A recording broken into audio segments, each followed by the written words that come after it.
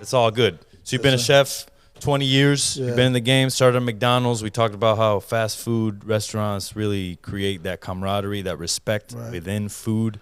No matter what kind of food you're cooking, it definitely gives you a good base of respect. Yeah, and I loved it because, living in New York, you encounter everybody, right? So we was working with Chinese guys to Mexican guys to Dominican guys. Like, it was such a mix. And, in the early 90s, too, like, we was trying to get our money, you know what I'm saying? Like, $300 a week was, like, amazing for us, you know what I'm saying? Buy a pair of kicks, you know what I'm saying? You got some cash for the rest of the week. But, it was really just an amazing start to kind of falling in love with the game, Right. What did your parents do? My mom's a nurse because I was a Filipino. Right. And my dad worked in the same hospital that she did. He was doing laundry down in the bottom in the basement, like doing all the sheets and all that stuff. Right. Yeah, so. How long were they together before they had you? Maybe like 14 years. So my brother is 14 years older than me. Okay. And so it was really, I'm the middle kid, and so they really kind of put a lot of emphasis on that kind of like hard work, that the immigrant mentality, right? Especially coming to this country in the early '90s and leaving the kind of like really rural area in the Philippines and then coming to right to the South Bronx and then being able to just like try to assimilate. It's been crazy, yeah. That's wild, man. So you're born in New York. No, I was raised in New York. I was born in the Philippines. Born in the Philippines. Okay. Yeah. Why did you decide to move over here? My mom got a job as a nurse. Right. Yeah. So that was they just American dream style. Let's go. Yeah, there was flooding nurses out of the Philippines like crazy. Really. After the the war in Lebanon and all that stuff over there. So, I think the highest commodity, they were saying that the highest commodity right now in the Philippines is nurses. Right. They're just bodies. You know what I mean? So. She was part of that, the part of that immigration, yeah. Mm-hmm. So you come over here, and what's your first kind of reaction? Like, New York? The Bronx in the early '90s was, it wasn't like pretty like how it is now. You know, like this is like still burning garbage cans, crackheads, needles, and like. So I'm coming off the plane, and my mom didn't say nothing about the aesthetics of this space. Right. And I just coming to the block, and I was walking like this. With my bowl haircut, just looking around like, what the fuck am I getting into? Yeah. And like I hear hip hop music, salsa, like, you know what I mean? Like all type of stuff. So, we really, me and my family really had to assimilate as being the only Filipinos in the space in that time. Mm-hmm. And so, we really had to assimilate and really kind of survive the situation. Yeah. Right. Yeah. Who did you sort of, was there any groups that you kind of held into first? With the Latinos were open arms? Easy. Dominicans, easy. Hey, Uptown, we're from Uptown, Tato, you know what I'm saying? So, I was just linked up with the Dominicans, the Haitians, and kind of really, step foot in that world. And some of my best friends to this day are like, since I was little, since I was like 9, 10 years old. And, the families took us in and like really, showed us their love language is food, which is, I guess every minority's love language is food. Mm-hmm. So I got introduced to mondongo, mofongo, yeah. You know what I'm saying, the tres golpes in the morning, you know what I'm saying, habichuela con dulce, like all type of shit. I ate all that, you know what I'm saying? So it was really, food was really a denominator in the space when I was growing up there in New York. So it was, it was a great time, and I learned about cultures through food. Right. And I learned about other people's empathy through food. So it was such an amazing childhood, really. Right. That's dope, man. When when you got that first job and you fell in love with the kitchen, did you know? Like, you're like, this is it for me? Yeah. I told my mom, matter of fact, before that, I told my mom I wanted to get a pair of sneakers. And she was like, go get a job at McDonald's, right? So she really, subconsciously started me out on the journey. Mm-hmm. And then when I fell in love with the space and, like, fell in love with the food and the people, I realized that I told my mom, I wanted to be a chef, and she started laughing in my face again. She said, you should be a nurse. Chefs don't make money like that, you know what I'm saying?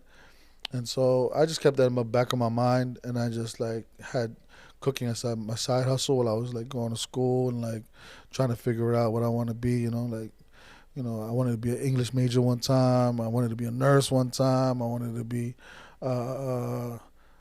other things one time, and it just didn't really work out, Right. So It's that blue collar dreams, baby. yeah. So food has always been my crutch, and I've always come back to it. So I just kind of forced myself and dove myself into making it into my passion, you know. Right. What I mean? Yeah. All right. So after Mickey D's, how many years you worked there? I was there for 2 years, and then I did McDonald's. I did White Castle down the block. Okay. And I was there for a couple of years. Right. And then I left, and I moved to Provo, Utah, because one of my young when I was younger, one of my best friends, we used to go to church. We used to be Mormons, and so they was like, "Look, we don't want to be a statistic." We was like 18 years old, Right. coming out of high school, and they just come out to Utah. Let's grow up there. Like, let's not make these mistakes that we did in New York. And so we went there, and two dumbass knucklehead New Yorkers in Provo, Utah, in the middle of this state. Of course, we're gonna cause ruckus. We're like 18 years old, out here looking like fucking paid in full and shit. Yeah, you know what I'm yeah. saying? Driving around in a fucking burgundy Acura with the peanut butter insides. You know what I'm saying? Acting stupid and shit. And so we ended up doing the same shit we was going to do in New York anyway. Right. And so we just had a Can't great hide time over there, though. Yeah, we had a great time and met some really great people. And then, I obviously still had the food shit on the side while we was doing other stupid shit. But, it was really good having that experience for 7 years there. And then I came back to New York after Obama became president. I think it was 09 or Right. 08, 09. And I was listening to him talk about, his challenges to get to that point. And I just decided, I was like, man, I was high as fuck in my room. I was like, yo, if this motherfucker made it, I can fucking do it too in my Right. life. You know what I'm saying? So I came back home to New York, and I just really started working on trying to get into the business. I didn't really have that much experience. It's always been fast food and all that. So I started tapping into some of these restaurants in New York, and I got lucky. I went to a culinary school for people that came out of jail, and instead of paying $45,000 in ice or French culinary, I paid $4,000 for my joint, and I still got the same paper. You know what I'm saying? And so I went to that, and then they had an internship with the Food Network, and I got lucky, and I got an internship in the Food Network. Getting paid $9.75 or some crazy shit, and it was super cool to see food media. Right. But the best part about the Food Network was they had a library, and the library was just all cookbooks. Just imagine, the El Bulli fucking situation, the whole set, bro, and fucking Greg Atkitt's, fucking Rocco DiSpirito, fucking everybody, Noma, everybody's cookbook was there. So every time I would go on break, you would just catch me in the fucking library, books laid out, just looking at people's journeys, you know what I'm saying? Understanding how they got there, started writing my own checklist. And sometimes I would be in the library so much I would pass the fuck out, drooling on the fucking cookbooks and shit. And so, I just made my little checklist and, through food media, asked some questions, talked to Bobby Flay a little bit, asked him about my career, and they all said the same thing. You got to earn your stripes. You can't just be a chef, coming out of school, right? And so I started working at this place. I lied in my resume, and I started working at this place called West. West in French means West, W-E-S-T, and it was in the Upper West Side, and it was a chef named Tom Valenti. He was one of the people that came up with Jonathan Waxman, fucking Patrick Clark, Larry Forgione, OG, old school chefs. Right. And he came up with them, and he had this little French brasserie in the Upper West Side, and I started cooking for him. And that's when I really started to understand the culture of chef world, because the cooks that was there was young white cooks, right, mixed with the Mexicans, and all they talked about was food. I mean, the language was food all the time. Right. Talked about restaurants like Oriel, Rouge Tomate, Aquavit, all these restaurants that they wanted to work at next after they got out working from there. So it was a great era to be in, you know what I'm saying? Everybody's gung-ho about being a chef. Anthony Bourdain shit was just popping. So all this stuff was accumulating, right? And really learned about the industry through them. And I got fired after 6 months because I couldn't keep up doing New Year's Eve, and I got kicked off the line and shit. Right. Cut my fingers and all that. It's crazy, but I got fired. And the one thing he told me was look, go somewhere else, learn your get your chops up a little bit more and come back to me. We'll have a space for you. It was Right. really cool for him to just pull me to the side Yeah, and tell me that. yeah. Like, you know what I mean? Because he cared. He cared because he saw like how Yeah. dedicated I was. And so, yeah, from there, I just started really following my checklist, and I started following chefs like Marcus Samuelson, Marcus Glocker, Daniel Boulud. So I just started doing stages at these places on my days off, and like just started understanding how the Michelin star system started working. And I got lucky and started working at like Rouge Tomate, Oreo, and I started working at these places, Yeah. Aquavit. And then I worked at a restaurant called Rayuela in the Lower East Side with a chef named Maximo Tejada, a Dominican chef, right? And one day I was walking to work, and this chef friend of mine was like, "Yo, Rene Redzepi's in town with David Chang." I was like, "Oh, who the fuck is? I don't know who Rene Redzepi is, right? Like, I don't know none of these motherfuckers, you know, right? David Chang, all this, right? I don't know none of them." So he's like, "Yo, come through, son." Like, so we came, we waited online. We was at the public library. Right. That shit was like $10 to get in through the door, and I was like, "Yo, I ain't got $10. I'm a broke ass cook." You know what I'm saying? I remember this so vividly. So this old black lady goes, come on, honey, don't worry about the line. You can skip it." Because she saw I had my knife bag and all that. Yeah, yeah. So I went to, sat down, and like, this was when Rene Redzepi was hot, like 2010. Right. He came out with the cookbook. You know, he had the whole He tour. was riding that wave. Riding the wave. Crazy. Right. So he came through and did the whole presentation. And I came up to the mic. I got footage of this shit. I came up to the mic, and I was like, I don't work for none of these big names. Like, how can I stage for you?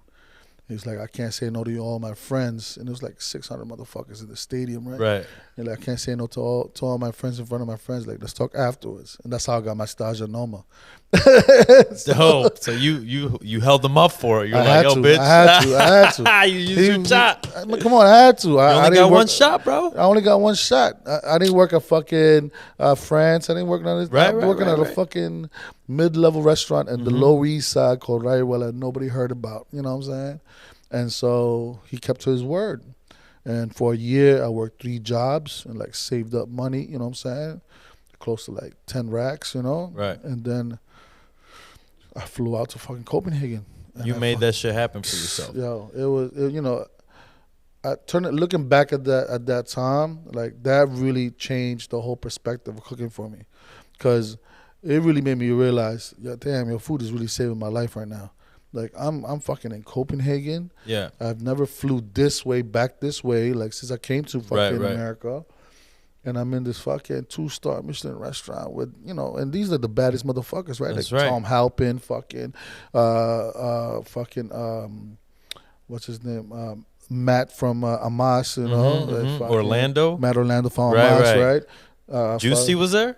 Nah, this is way before Juicy. Way before even Juicy. I was 2011, cuz. Oh. So I was OGs. I'm talking about OGs. Right. Of Sam Nutter, Victor Wagman, fucking Oliver Stevens, like old school motherfuckers that made Noma, right? That cookbook that made that. Right. So I came around that time. And Rosio Sanchez, oh fuck, it was so crazy, bro. Damn, bro. Badass motherfuckers, yo.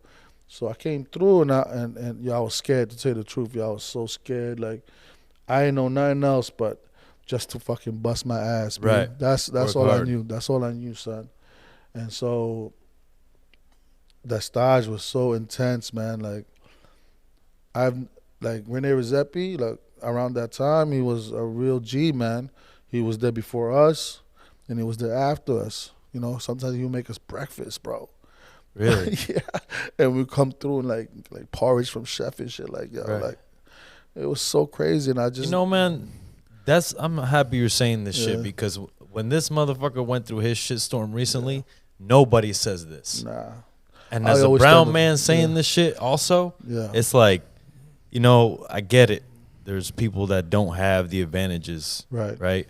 But you fucking made it happen. You worked 3 jobs, you saved your money, and you fucking went. I had to. So, I don't know, man. Sometimes to me, I think that hood mentality is saying like, well, I don't have the same opportunities. Nah. You got to make it happen for yourself, man. If no one's going to give it to you, baby. Yeah, man. Yeah, you got to go out there and take it.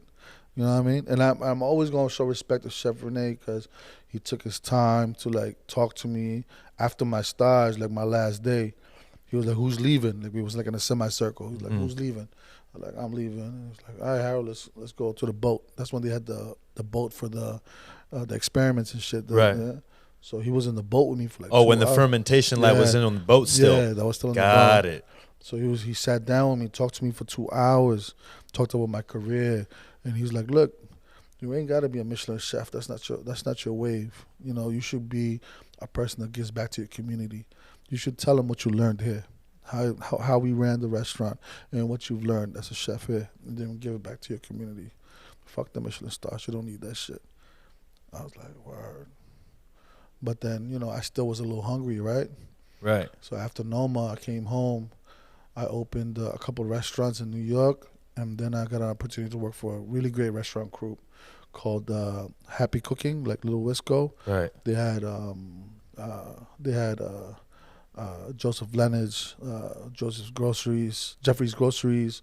They had Fedora. They had Fairfax, Jolene. Like, it's a really big restaurant group, right? But they're all in the West Village, and these are all neighborhood restaurants. Only like 45 seats, beautiful fucking like restaurants. Kitchens is like 3-man lines. Like, we wearing like fucking aprons and a t-shirt, like type shit. Like, you know what I'm saying? Like, this is like real, like cool, like spots, right?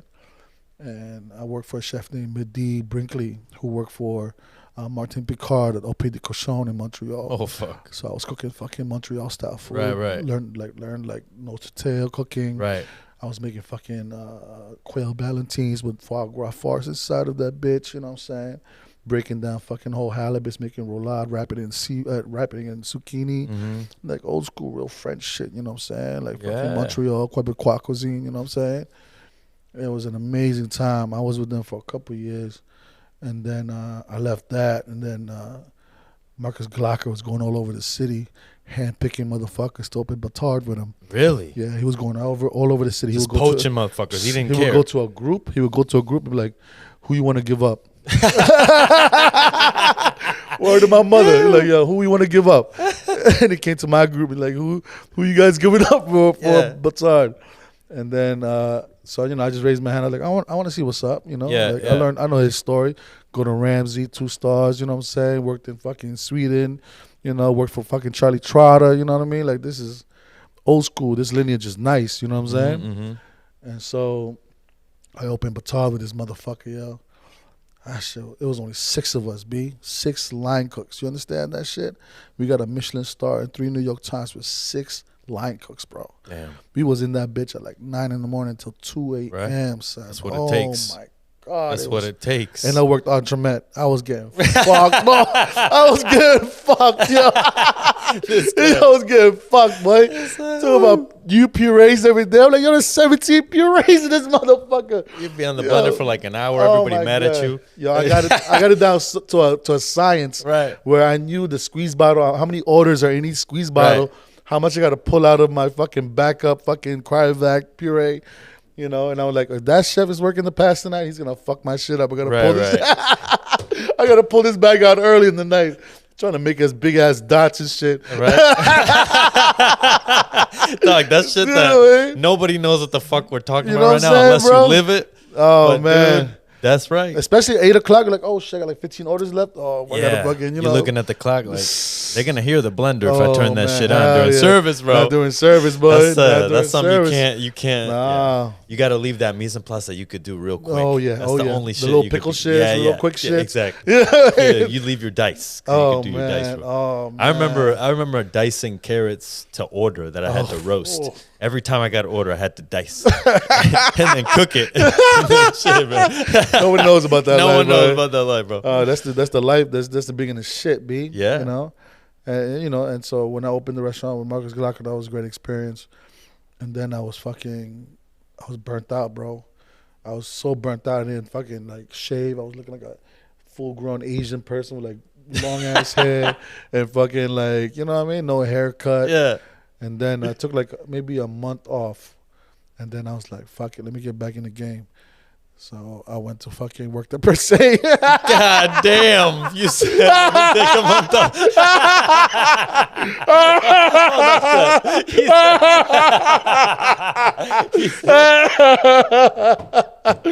Oh, it was so bad, bro. Let me go work at the hardest restaurant in New York, dog. Yo, who was the CDC when you went? It was fucked up, yo. I couldn't believe it. He called me for a stage. I came in, did my thing, whatever, and they hired me. And the crazy part was I was a commis for like 6 months, right? I was doing my thing, so they bumped me to the West Room, which is the private dining room, as a chef de partie.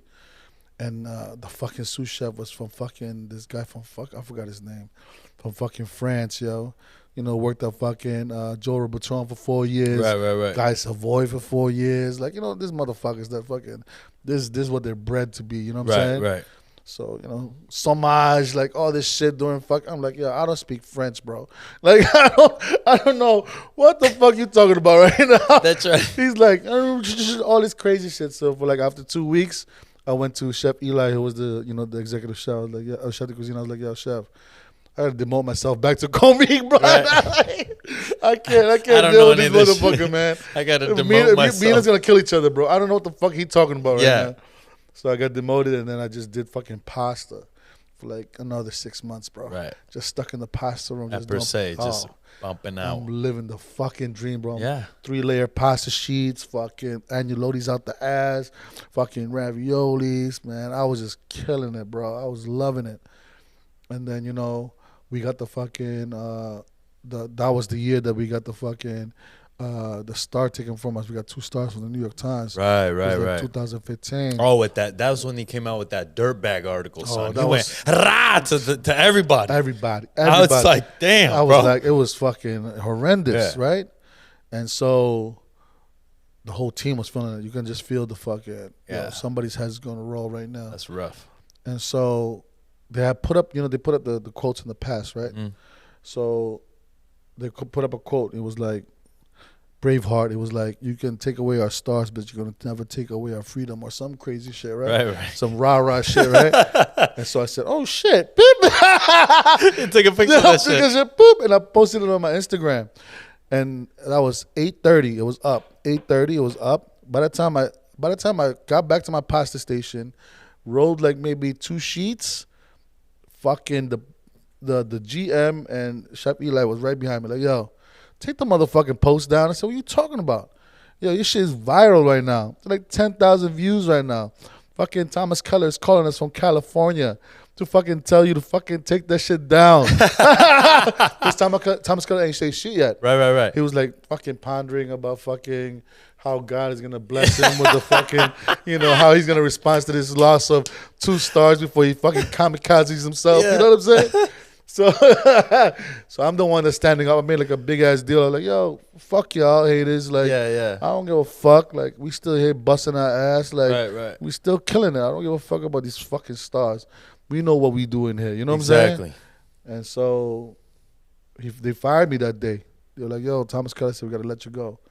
So you got fired from the horse's mouth, son. That's right, okay. He said, get that motherfucker. Villarosa out of here, son. What position is he? Is it call me? I get rid of them, right? Damn, bro. I was the first one to roll, cuz. Right. And then after per se, I said, yo, fuck Michelin stars, yo. So I went to work for the fucking busiest fried chicken spot in New York City called Jacob's Pickles on the Upper West Side. Right.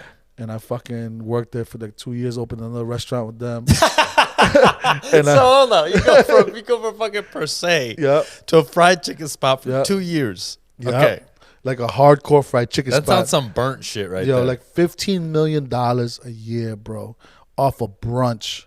I'm telling you right now. If you look it up, Jacob's Pickles right now, there's always a goddamn line all the way to the back. Is it sandwiches or just straight chicken? Fucking biscuits and chicken, Biscuits bro. and chicken. It's just, I had a line of like 12 Mexicans, bro. It was wild. I had to feed these motherfuckers Coca-Cola and fucking 5-hour energy just to get this shit going. They be mixing the shit. Yo, I'm telling you, son. It was so crazy. Brunch, when you do like 1,200 covers in 4 hours. Oh. Yo, painful, bro. Yeah, just blood on the walls. Yo, my man, like, I had like 12 line cooks and like 7 runners. Right. Runners would have this shit like all up in their arm, running up the steps. Like, yo, that shit was crazy. And one night, that shit caught on fire, B. The restaurant caught on fire. And I was still working it. I was like, yo, everybody relax. We good. We good. We gotta good. keep this food out. We gotta keep putting the food out. The fucking firefighters came into the door like, what the fuck are you still doing here? Turn the gas off. Everybody out. Right. That's funny. Oh man. So what happened was we were still opening the other restaurant. And so what we ended up doing is 2 restaurants in one spot, right? One mise en place for brunch from Jacob's Pickles, and then Maison Pickle was dinner. So I had 2 different teams. I was running like a 45-man team. Ooh. And it was like they would right at 4:30, I would have everybody down the steps with their mise en place on their head on 600 pans. I would have 3 dishwashers ready to go, and then everybody on the line already had their stuff in like 600 pans and bus stops. Big switch. And like I just go switch. They lift, they go down. The dishwashers come down, get the floors, boom, boom, we'll sweep, mop real quick.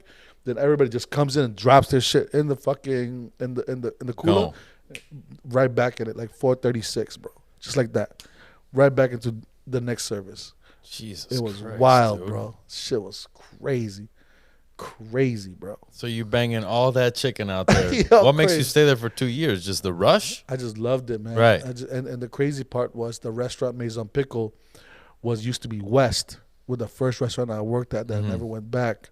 It was the chef had sold it, and so sold it to the owner of Jacob's Pickles, and then they took it over and created a new restaurant. So it was cool for me to be back in that space, opening it up. And I also called all the old line cooks that I used to work with over there in the West to come and open it with me, just to like close the chapter, and close the loop. You know what I'm saying? That's dope. So it was cool. I had like 3 of them with me, just like they were like super sad, like taking the name of the restaurant off of the window, like, you know what I'm saying? Like, yeah, it was cool for them too, because they were a little bit older now. You know what I mean? Yeah. So yeah, that was true love, man. It was cool. So we opened that restaurant, then I left. And then I got my first executive chef job at a restaurant called Freeman's Alley in the Lower East Side. It's down this like alleyway. I was like the 7th chef in the 15 years of the restaurant there. So it was like a real honor to be part of that, lineage, you know what I'm saying? So, I was there for a little bit, opened up another restauant. And then after that, I worked for Klaus Meyer and did a couple things for him. And then I did another thing in 14th Street. Right. But then the pandemic hit.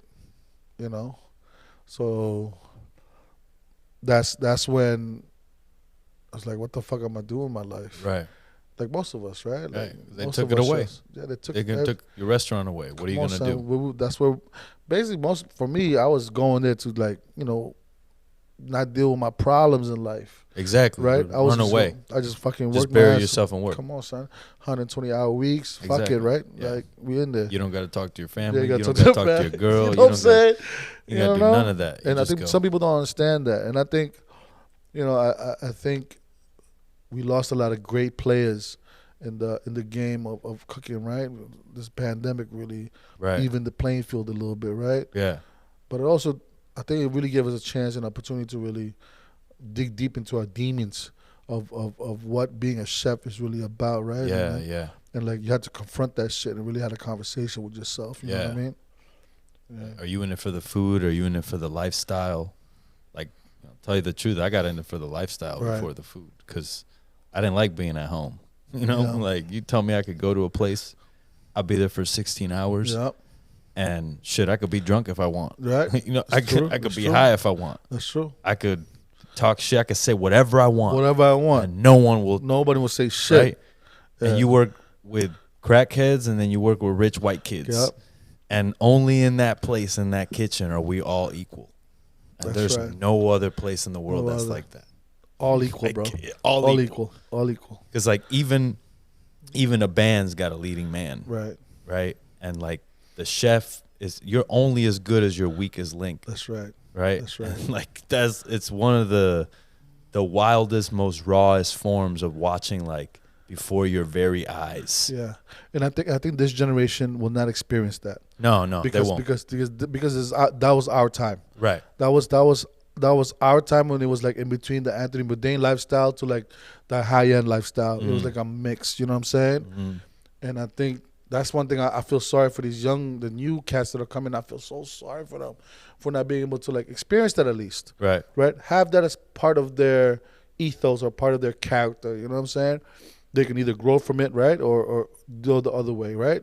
Either or, it's still their journey. But at the same time, I just wish that they could experience that because I created the most incredible bonding like experiences with some of my best friends still to this day are from cooking, right? You know what I'm saying? So I just don't think they're gonna have that kind of sense, right? That I don't think they're ever gonna see a fucking 16-hour day ever again. No, and you know, the thing is, when we were coming up, a 16-hour day was attractive. Exactly. That shit was hot. Hot. Oh, you hot? Who can work that? the most hours? Exactly. Yeah. Now it's like who could work less. And so at the end of the day, bro, if we lose, we're losing our blue collar source, right? So back in the day when we were growing up, you either want to be a firefighter or a policeman, right? Before that, you wanted to be a plumber, electrician, hairdresser, whatever. Right. Now, you want to be a YouTuber, and that's okay. It's okay. Yep. But you, like you said, you got to get some kind of merit behind you. You cannot just, because even the most successful YouTubers, they were actors before. They were singers before. They had to go through some. Exactly. Yeah. And so I think people compare themselves to people a lot. You look at somebody make it on TikTok and you say, yo, what's up? Right. But there's a lot of people on TikTok right now calling themselves chefs who have not done what other chefs have done. Yeah. But I'm not going to take nothing away from them because hustle, there's a lot of chefs out there who don't have the fucking balls to do their own shit. That's right. Or have the put aside their ego and say, you know what? I'm not the leading man, but I'm here to work with a team. Correct. Right. But we just that energy, that man energy that doesn't let you say, you know what? I'm not LeBron, but I'm this guy. Yeah. LeBron needs me. Somebody's got to play the part. Exactly. Yeah. And nobody wants to play the part. Everybody wants to be LeBron with no work. Yeah, I think that's the one issue I have right now. But at the same time, I feel like food, you can't lie, right? Yeah. So the food's gonna dictate it, right? So somebody that has no experience opens a restaurant, I'm gonna let the butts and seats dictate that. You know what I'm saying? Exactly. If so, I don't really need to prove a point in that regards. I think what matters now is just using the platform to really speak about what you want to talk about. Speak about your truth. You know what I mean? Yeah. And so, like I was telling you earlier, so during the pandemic, I'm wondering like, what the fuck I'm gonna do next, right? And so, one of my friends calls me. He's like, "Yo, you want to talk to Brookfield Properties about a restaurant in San Francisco?" I said, "What the fuck are you talking about?" It was like they're trying to open like a Hudson Yards type thing over there, and like they're looking for a Filipino chef that works for the community. So, in all my career, I've been always giving back to the community, and like having kids come down to my restaurant, and I had a nonprofit. So I did that for like 10 years. So that was like my MO in New York. You know what I'm saying? And so when I got on the phone with these guys from Brookfield Properties who own like Brookfield Place, they rent the World Trade Center, like all this type of stuff. This is the biggest real estate company in the world, right?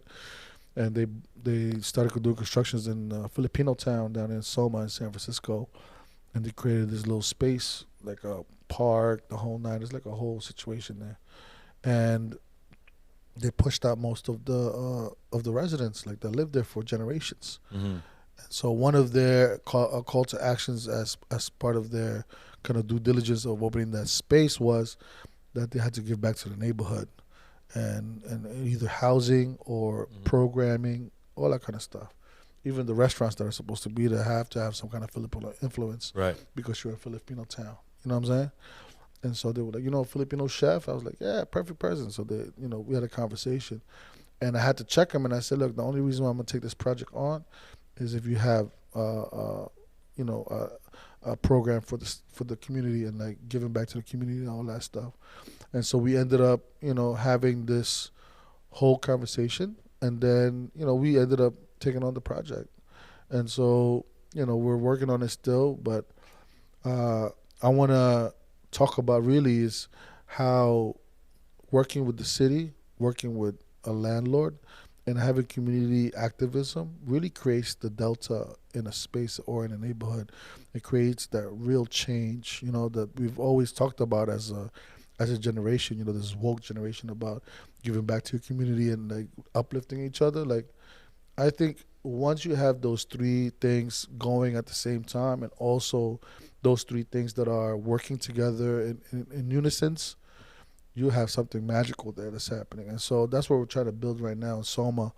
And once we, you know, get the eyes, you know, get the space going and all that kind of stuff, we really want to create the restaurant as a cultural center, as a place where people can, any color or anybody can come in and eat. You know, we're not gonna create this price point where it doesn't make sense for the neighborhood. You know what I mean? Mm-hmm. So we're super lucky and we're super excited about the project, and you know, we're happy to be part of San Francisco now.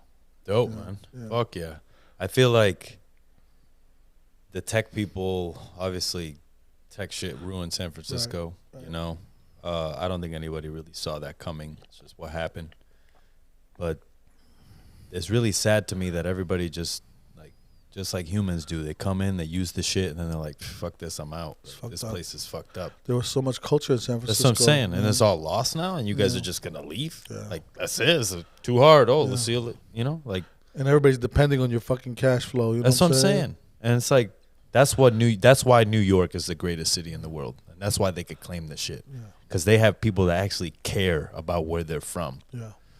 You know, maybe that's because of history and New York was established before San Francisco. I get it.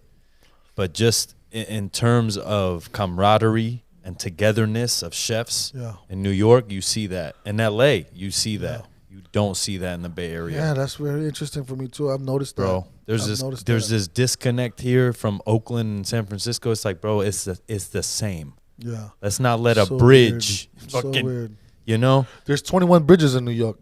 Right. That's a good point, Chef. Shit, they ain't nothing but what, 3? Yeah. 2? And you know, everybody's still cool. Super, You just gotta be proud of where you're from. That's it. You know what I'm saying? You gotta rep that. Mm-hmm. You know? And I think, you know, we wanna, you know, be able to be part of that new movement, you know, because I think it's just weary to me to see, you know, like, you know, there's a lot of the Bay people are in New York right now. I noticed that. They all open restaurants and shit, like, you know, and I'm like, yo, you could have just done that here. You know what I'm saying? Like, this could have been fire over here. Right. You know what I'm saying? And, like, I'm noticing now there's, like, a new influx of, like, homegrown talent that's trying to do there something. really is, because they love this city. They grew up in this city. They don't want to see it go away. Yeah. You know, you got Nico Pena over there at Octavia. Like, he's doing it. No, Octavia's a great fucking restaurant. Yeah, dude. And, like, that guy's doing it for real, you know? And so I just, you know, especially with all this shit that came out recently, like, oh, they didn't get no James Beard Awards. They ain't shit no more. It's like, bro, there's, again, it hurts the cooks that are still there. What about the dude who makes pasta at Catonia? Like, you can't tell the motherfuckers not doing this. You know what I mean? Yeah. Like, it's the same thing with you, per se, the stars. Like, fuck the stars.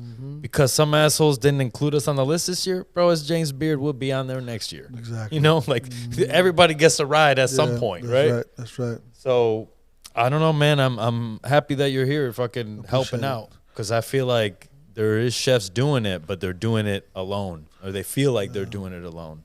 And I'm here to kind of, like, lift the walls up. Yeah, that's why I wanted to be. I wanted to come on. I just, you know, it's like I just want to let everybody know, like, we're here now. You know what I'm saying? Like, there's, you know, you had Selassie here the other day. Yeah. She's a great chef. You know, man, doing her thing. And you had Greg too. You know, Jeffrey. There's opening up. Jeff Davis. He's opening up Burnell. You know, like, he's a great guy. You know what I'm saying? And you know, OGs like Nelson German up at Sobre Masa. Exactly. Like, you know, these guys always want to build a community. Right. You know what I'm saying? Ronnie Miranda. You know, let's talk to him. That's right. So, so I'm really, you know, I'm super excited to be in the Bay. I'm very humbled and very grateful to be here, to have an opportunity to really have a platform, and having the Filipino food as a platform is cool, because you would never really get that opportunity in New York because there's so many different cuisines, right? Right. And everybody's trying to go for the top, right? Yeah. And here you have an opportunity really to write the history, rewrite the whole thing, and just be at the top real quick as you do it the right way. You know what I'm saying? If you get the right vibe, you got the right price point, you got the right food, it works. You know what I'm saying? People will come out and you know, I went to Liho.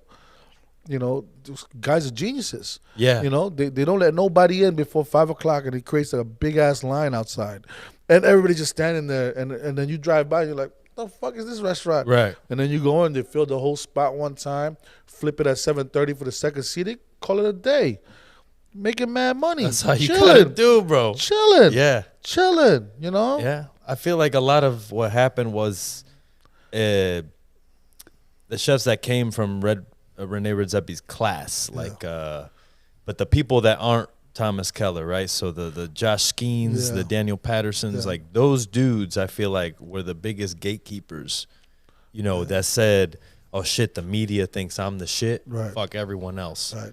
You know, like I've done events where Josh Skeens walks in, doesn't say hi to anybody. Yeah. Thomas Keller, every fucking time he walks in the room, he says hi to everyone. That's just his MO, man. Right? Yeah, this is and I'm MO, like, that's the difference between, like, if you want to be him, you got to be that. If you're not willing to be that, you can't be that great. Yeah. That's ego, son. Yeah. That's ego. Exactly. That's it's ego. like telling you what you are not good at and what you can do, what you can't do. Get the fuck out of here with that, man. It's not that good anyways, B. Tell you the truth. I spent a lot of money in this mother. It's not that good, hey, buddy. bro. You're telling the truth. It's And not that's that your good. truth, you know? Yeah. And that's the thing, like, with these awards, you know, I don't want to take nothing from nobody. Right. How do we celebrate the winners but still maybe understand that the losers aren't shit? You know, it doesn't mean you're nothing. Right. It means you get there. Right. You know what I mean? But again, it's that ego, man. It's that chef ego will kill you, son. It's too much. Will make man. you look at reviews. Will make you, again, forget your whole family. You go into this industry and it just swallows you, and you don't give a fuck while you're in it, bro. I mean, it's so crazy. Like, why are there dead chefs? Yeah. Like Dropping dead. Like straight who? up. Like, are we saving lives? Are we like nurses? Like, it's just food. Why are you blowing yourself? Why you know what I'm saying? So much stress for such a For little what? thing. You see how many people blew their fucking brains, like chefs and shit? Like, it's so crazy. Yeah. Look at Anthony Bourdain. Like, yo, come on, son. Like it's so crazy, and I think it comes down to knowing your truth, B. And I think the problem is sometimes us men that go into cooking, we have a lot of self-esteem issues. Yeah, we do. And we don't have conversations about it too much, because obviously there's the bravado of the whole thing, you know, how people look at you. But in reality, bro, you got to communicate these things, because what happens? You start yelling at motherfuckers and everybody walks out on you, like, you know what I mean? Like that should have happened to me before. That's why I could talk about it, you know what I'm saying? Right. And so, you know, like these last few years, I've been really trying to take time for my mental health. And matter of fact, in 3 weeks, I'm leaving. For 2 months, I'm taking a fucking sabbatical, B. I've been hustling for the last 2.5 years. Right. I opened a restaurant in the Bahamas. Like, I've done so much crazy shit that these 2 months, I'm taking time just for myself. Going back to the motherland. I haven't been back since I was 9 years old. Right. And then I'm going to go to Tokyo, spend time with them, go to Bali, going back to Copenhagen, going to fucking London, I'm going to Paris. Oh, shit. Like, I'm really immersing myself in the food, and really immersing myself in what I like to eat, and really understanding who I am also as a chef and who I am as a person. And I think I'm like 38 years old now, and it took me this long to get here, you know? Everybody's journey is their own, right? But, you know, for all those young cooks that are listening to this podcast, you need to take time right now to take a deep breath and understand what you want to be, who you want to be, and talk about your feelings. You have to. You can't have that shit bottled up and you take it out on somebody else, and then just a situation, or you're in a relationship and you can't even communicate your feelings in a relationship. That's why most of us chefs are fucking divorced. I got divorced already. Right. Like, you know, we're single, you know, like all these things happen because we had so much issues, and we've been put down so much as a cook, just to get built back up to be whatever this person is supposed to be, that we lose sight on who we are. You right? lose yourself. Exactly. Yeah. And sometimes we don't get that opportunity to cook our own food and be able to like, oh shit, I found myself through the food, right? Nobody's gonna fucking put $1 million in our pocket and be like, open a restaurant for me, you brown guy. Right. Like, you know what I'm saying? White guys, yes, that's awesome. You know, that happens all the time. Right. Yeah, but for brown people, no, man. You know what I'm saying? That's not gonna happen. So we have to go through our own personal enlightenment journey at such a older age that it you know, it sometimes takes away from the experiences that we had before, you know what I'm saying? But I think all of us have to go through it. It's part of our journey. Yeah. It's part of being human, right? And I'm also understanding now too, like, I really realized that we only have one life to live. I finally realized that. Which is crazy. I finally realized we only have one life to live. And I've decided I'm going to live it, B. The food can wait. Right. The food can wait. It's a lifelong journey. Come on. It can wait. I can always pick up my knives and bust somebody's ass. You know what I'm saying? Exactly. I can always do that. But at the end of the day, I gotta find out who I am. I gotta figure out who I am. And you know what too? It's gonna make my restaurant better. The people that is gonna work underneath me and with me better. And it's also gonna really what we're really talking about. Talking about what you want to talk about and really talking about your truth. You know what I mean? And that's that opportunity. That is. That's it. Because that's one of the hardest things, man, to look yourself in the mirror, you know. Yes, sir. Those demons are there, and yes, sir. You find any excuse to hide them. Yes, sir. And yes, sir. They're going to come out at the worst times because you ain't ready for it. Man. And then you're even going to feel even worse about yourself because you'd be like, damn, I broke down crying in front of all the people. And like, then you're going to lose money too, B. Exactly. That also you always fix your income. Exactly. Right? So what are we, you know, how are we going to increase that? How are we going to be better at that, you know? Yeah, and you know, and that's the other upside of coming up in this industry now, right? You're not gonna go through these kind of things, right? Yeah. No chef is gonna fucking yell at you, call you a fucking loser, or like you're a piece of shit, or you know what I'm saying? And they're not gonna do that. They can't do that, because they can't lose a fucking body right now. You know what I'm saying? And so I don't think they'll experience that, but I think, you know, the other way they'll get a chance to know themselves too, and I think that's very important, you know. And I used to make fun of motherfuckers to be like, oh, I'm going to therapy, or at Mad 4, when I went to Copenhagen for Mad 4, they had a whole lady come through and talk about mental health and like made us like do like chants and shit in this big ass tent. And I was laughing at that time. I was like, oh, look at this fucking everybody. Yeah, why are we doing this? Well, we doing this shit. But in reality, Rene Redzepi was ahead of the fucking conversation. He was like, what's the future of kitchens, man? You know? And so, you know, those are the things that I think about now, you know, as I'm getting older, you know, as a person that's carrying this torch, these legacies that I've been part of, you know. And I think some chefs forgot about that too, you know, that they're part of a lineage, you know what I'm saying? It starts from Fernand Pont, and it comes down to fucking Escoffier, and it comes down to Gordon Ramsay, it comes down to fucking all these motherfuckers that work for them, you know? There's degrees of separation with every cook. That's right. And that's something that we, like I was saying before, like sports and actors, those industries, Hollywood, they take care of themselves. Right. They're fully sustainable within their world. Yep. And that's why when a pandemic comes, they're still in business. That's right. Correct. Every one of the NBA teams is still there. Every NFL team is still there. That's right. Fucking pandemic comes, 300,000 restaurants fucking wiped out. Because nobody has each other's back. No. And it's like, if we would have been smarter, we would have had systems set up to where we're putting in money every month. We take care of ourselves. We don't need to ask the government for no fucking money. Exactly. Like a union. Yeah. And the problem is too, fucking restaurant owners are greedy as shit. Yeah, man. You know, they're just greedy motherfuckers, you know. And if you can't rely on a restaurant to make your money. No. Like, restaurant profit margins are not enough. Not even 3% anymore, bro. That's what I mean. So you got to have your hustles on the side, your sponsorships, your YouTube channel, your fucking podcast, your merchandise, right? MBA it. You got to fucking ESPN this shit. Sir. And if you ain't doing that, you're stuck. Exactly. You're stuck. And we'll be stuck in the old days, just like when YouTube and Facebook, all that shit came out. What were you doing? Cooking in the kitchen? Who fucking needs YouTube? Who fucking needs Facebook? Look at it right now. Now look at us. We on YouTube. We on Facebook. Yeah. Bro. It's interesting though. You know, like we as chefs, we always learn from our mistakes, right? Which is like how we approach like food. You know, like you gotta run that shit a couple times before you can even call it as a dish already put on the menu, right? Right.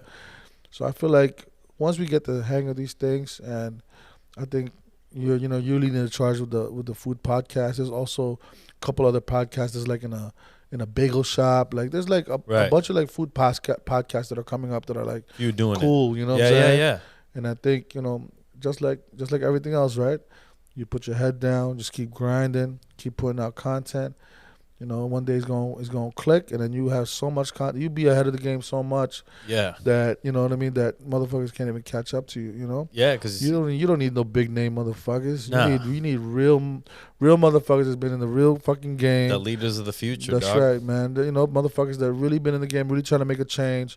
And the old cats, their time is almost done. You know what I'm saying? And they know it too. Yeah. That's why they're fucking whoring their names out, like Scrambling everything. around, yeah. Man. For sure. Daniel Boulou just opened a fucking restaurant in the Bahamas, be like out of nowhere, son. And Daniel Boulou has 4 restaurants he just opened in the last 2 years. Like what? Right. But Michael Mina, same thing. They're planning for their walkout. Their They're retirement. Planning, they're planning to get the fuck up out of it. So it's gonna be our turn next. You know what I'm saying? So we just gotta learn from their mistakes too. And like you said, have side hustles, have your main restaurant plus your workhorse restaurant, Right. and feed each other like type of shit. Right. That's how you do it, man. Yeah. I mean, Thomas Keller was the one that kind of did that first. That's right. In terms of high-end restaurant having a group. He knew that, okay, French Laundry, this shit don't make no money. I need a Bouchon. That's right. I need the burgers to pay for the fucking caviar. And And then Bouchon Bakery. Exactly. Ad hoc. Yeah. Just to cover the whole block. I went up there. Yeah. Fucking Yountville, that motherfucker's the mayor. Dude. from end to end, bro. Yeah. That guy's the fucking mayor, bro. Dude. He might as well be the mayor. Yeah. Well, I was talking to one of the cooks who used to work for him. Yeah. This motherfucker owned a lot of real estate within Yountville, right? So if you were a cook, you paid him rent. You wrote your checks to him. That's some So I'm like, that's an gangster ecosystem is what he built, And so that's the thing. I think chefs try to be him, but not build an ecosystem. Yeah. They're just like, give me all the good shit, but I don't want to do all of that shit. That's funny because, that's also a story of chefs that burn out, right? They all want the fame and the glory, but they never want to put in the hard work. You know what I'm saying? So it's very interesting. And I think, branding is big now too, right? Like you have to brand yourself and you have to attach yourself to a certain branding, because chefs are getting, cut off left and right too, and getting canceled and Me Too. Right. So you gotta be aware of like who you partner with and all this kind of stuff. So it's very interesting now. Yeah. That's why it'd be good to make sort of like an ethical committee that's by us. Yeah. You know what I mean? Because I even thought about we should have our own awards. Like the BET Awards of fucking food. Like why can't we have that? That's right. Yeah. You know what I'm saying? That's right. And if no one's gonna think about this shit, dog, then I guess I'm just gonna have to be me because I'm fucking, I'm here to help, man. Sucio Studios, let's go, baby. Yeah, I'm here to help, man. Press conferences. I actually just booked one Monday. Nice. With the dudes from Slow Burn. Perfect. Andy Dubrava and Tiffany and Nico. They're all doing a joint dinner on Wednesday.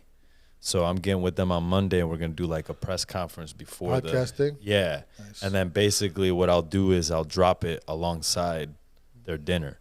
Perfect. So because we do these guest chef dinners, but then we don't talk about the food. Just fucking everybody just goes home now. That's another thing that I realized. Like when we were coming up, you clean fast because you want to get to the bar to get a drink. That's right. Now you don't clean fast because all you're going to do is go home. Nobody parties anymore. Yeah. Nobody goes out, gets a drink because why? You listen to this motivational dude who's like, you shouldn't drink alcohol ever.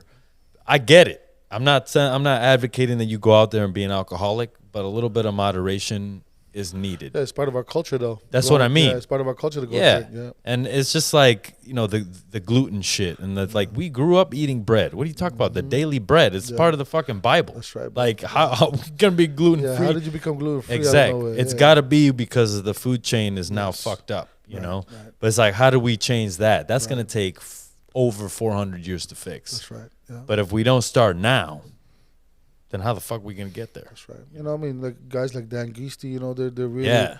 they're really trying to start it from the bottom up. Mhm. You know what I'm saying? That's With tough.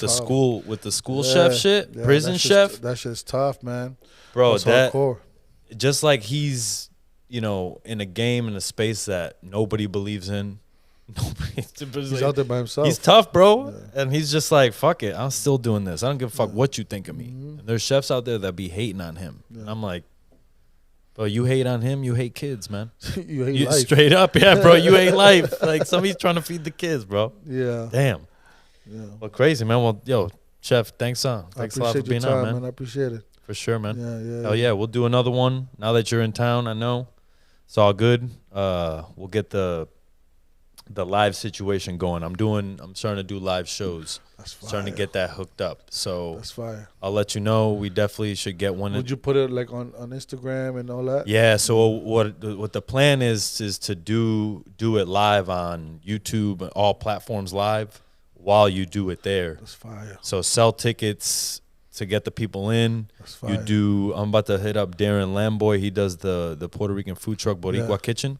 For him to do the food. Oh, that's fire. Yeah. There's a Puerto Rican spot there? Yeah, it's called Boricua Kitchen. It's a truck. It's a truck. There's two of them. There's La Perla and that one. That's the one I've been to. Yeah. Boricua Kitchen is fire though. He's Wednesday. He's on that street over there by the Bank of America in Alameda. Perfect. But the way I'm seeing is like, you know, the way that events are is always like you got to have servers passing around food. It's like, how about a fucking barbecue with the shit's on the chilling. table? Yeah. Chilling. Just put it on the table, Put it man. on the table, son. Scoop your rice, get your chicken, all Chilling. good. Chilling. So I'm like, we fucking thinking about overthinking these events, Too man. much, bro. Put a table there, and then we'll sit some people down. We'll have a conversation, Q&A. And then the coolest thing that I'm thinking about That's this fire. I like that. is that in the middle of the night, like after this event is done, right? Let's say we go 8 to 10. At 10:30, now we go to the after party. Fire. Now I'm bringing 30, 40 motherfuckers to your bar, Yeah. straight up affecting your check average. Yes. So Sucio Talk will bring money to your location. Perfect. You know? Perfect. That's Ultimately, fire. that's what talks, right? That's the way to do it, man. That's the way to do it. I mean, that's how it starts. Yeah, exactly. And I think those type of events are amazing, you know, because, you know, live podcasts is cool because you have a live audience. Mm-hmm. Just like Drink Champs, right? You has probably like 20 people in that room, you know, Right, just right. like listening and like laughing Chilling. and shit, chilling, you know. Why can't we do the same shit? Why can't we do the same Yeah. shit, right? And That's is right. food. This is food. Everybody loves fucking food, man. That's funny that you say that because that's where I'm taking the inspiration. It's $1 million worth of game. It's Drink Champs together with BT 106 in Park, you know, and fucking The Basement. All that encompassed with hospitality. Thomas Keller, fucking, Crazy. you know. And you know the funny shit, nobody can be like, oh, your motherfuckers ain't never worked in some shit because the resume speaks for itself. Exactly. Just look me up. Exactly. That's what I will say though about people tear down Michelin, but it's those Michelin resumes that get you jobs, bro. Because I'm out here and people are like, "Oh, you worked 3 Michelin, you're hired." Crazy. You know. So let's do it. Congrats, But Chef, man. thanks a lot, man. Thank you for the Appreciate play, you. man. Thank you for the love. Sucio Talk podcast. Check me out live every Monday at 10. Check out the new live shows coming out. I'll let you guys know. SucioTalk.com is the website. Peace. Word.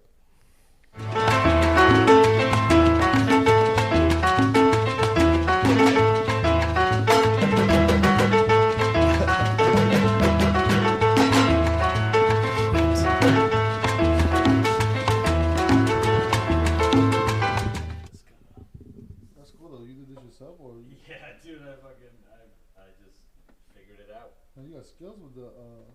No, this This was that's an artist out of New York. Harold. Chef Harold Villarosa.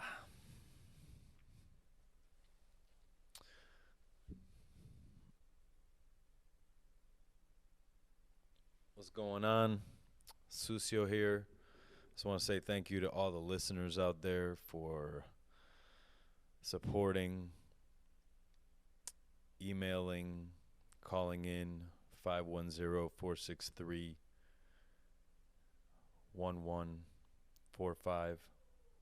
So you can call in, leave a message. For those of you who have been doing that, thank you. Just had Chef Harold Villarosa on the show. There's actually his episode right now. Lots of gratitude from Sucio Talk flooding the airwaves of podcasting. Just so you know, this is going to be one of the biggest podcasts in food, if not the biggest. Okay, in terms of reach, in terms of ways that we could positively affect the world. I'm always going to work towards that. Being a chef is very complicated. There's a lot of demons inside that you got to deal with. And it's something that I talk to Harold a lot about.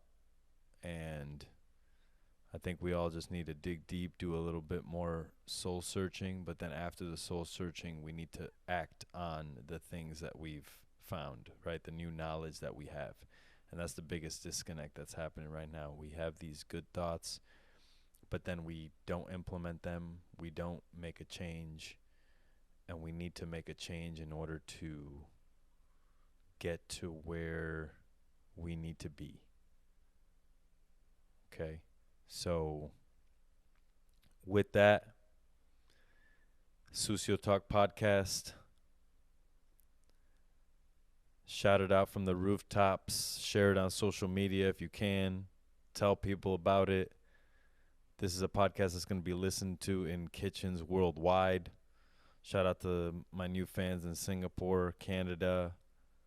You're making a dent in the percentage of guests that listen to or people that listen to the show. Shout out to all the people out there just trying to keep it together. I'm with you, all right? I know it's difficult, but we're here. We got each other, and that's all that matters. All right? So just if you need to air your grievances, if you need to do a shout-out, if you need to give thanks, the Sucio Talk hotline is there for you. If you just need to let something out, right there. Nobody's going to judge you for it. We're just going to throw it on. We're going to listen to it. It might be funny. It might be sad. It might be hard. It might be soft. You never know. But we're going to keep it open for everybody to be able to express themselves in the way that they want to express themselves. You may or may not agree with things that are talked about on this show or people's point of view, and that's okay. We don't all have to agree with each other. As long as you're not out there killing people or raping boys or raping people in general, then I think that we all just have to think that we all have everybody's best interest in mind and nobody's really out to harm you. I know that it's difficult to think that in this world where people are constantly harming you, and it's always people in people's family that are harming them. There's a lot of shitty situations that happen, and also we need to realize too that when people are out there being like, you got to try hard and you got to do this and that, I know that there's people in this world who don't have another choice other than what they are doing. Okay, so it definitely comes from a place of sort of privilege when you say follow your dreams and you can do whatever you want to do. Like, only in the United States can you do that. Like, I don't know of any other countries that have the availability of resources to do that. Everybody moves over here from other countries to do that. So just be aware and be grateful about where you're at. Because if you're listening to this podcast, then that means you have a certain level of privilege, right? I have a certain level of privilege that I'm able to produce this podcast. Is it fucking difficult? Am I exhausting every resource I have on this podcast? Yes. Like, it doesn't seem to me like it is a privilege. But I have also just grateful that I have a struggle, because I know there's a lot of people out there that don't have a struggle. And because of that, like, that is their struggle, right? Lack of struggle is your struggle if you have no struggle. So with that, I leave you. Sucio Talk Podcast. Only the best. Only the hardest, the realest, the rawest chef, cook, person, human talk there ever was on a podcast. Be well. Be safe, whatever you're doing out there while you listen to this show. Enjoy this next episode. Just had to hop in real quick and say thank you to everybody. Love you, Mom. Love you, Dad. Love you, bros. Love your family. Puerto Rico numero uno. Boricua forever. Peace.